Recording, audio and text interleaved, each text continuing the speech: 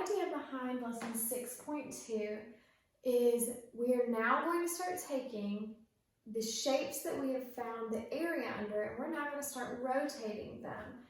They're called solids of revolution. Here are some examples. Cylinders. Thinking about this, what it means is there's a shape that if I put an axis through the middle of it, this shape right here, for cylinders it's a rectangle, is rotated on that axis. For this one it would be a vertical axis. This rectangle right here is rotated on the axis and it forms this shape that has circular cross section. So if I cut a section out of the middle, it's going to be a circle. Same thing here, a sphere would be an example.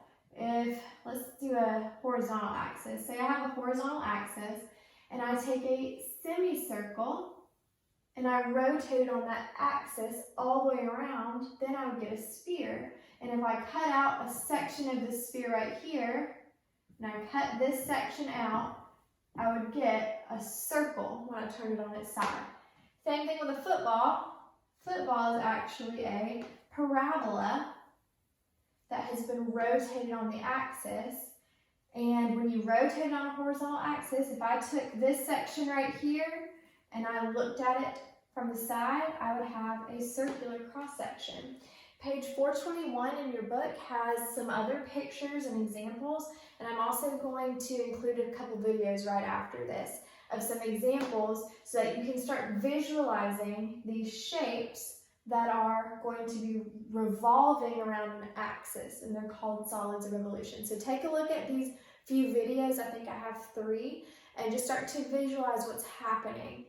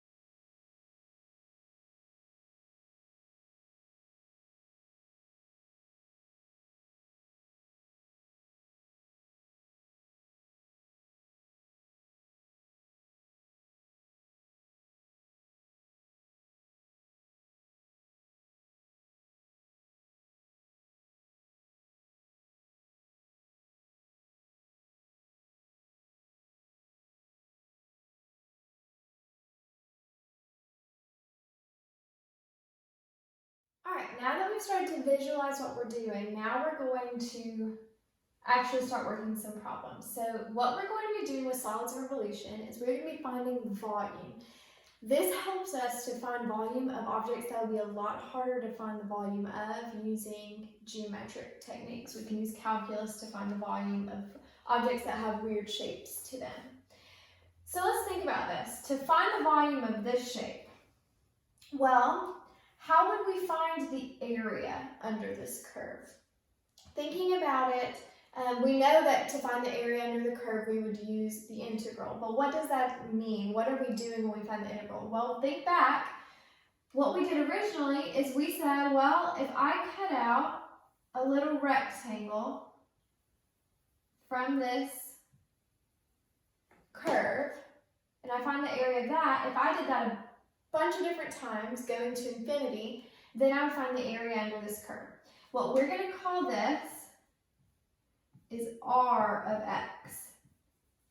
Here's y. And then this length will be delta x as it has been. The width of our rectangles has always been delta x. So when I revolve a curve around an axis, if I revolve a rectangle, think about what that makes. If I take a rectangle and I revolve it around an axis, it's going to make a cylinder. So when we revolve this rectangle, it's going to make a tiny cylinder that's cut out of the middle of this curve. Well, how would we find the volume of a cylinder? Using these variables that we've done. Well, a cylinder is pi r squared h. That's the volume of a cylinder. Well, if our cylinder is this rectangle being rotated around the x-axis, that means that this r of x has to be our radius. So the volume is going to be pi times r of x squared times my height of my cylinder, which is actually going to be delta x.